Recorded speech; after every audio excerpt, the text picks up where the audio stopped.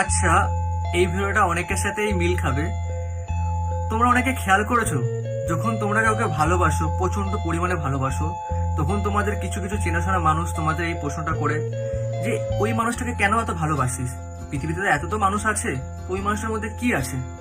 এবার তাদেরকে আমরা কি করে বোঝাই যে মানুষটাকে আমরা ভালোবাসি, সেই মানুষটার তাদের কাছে একটা সাধারণ মানুষ হতে পারে, বাট আমাদের কাছে না।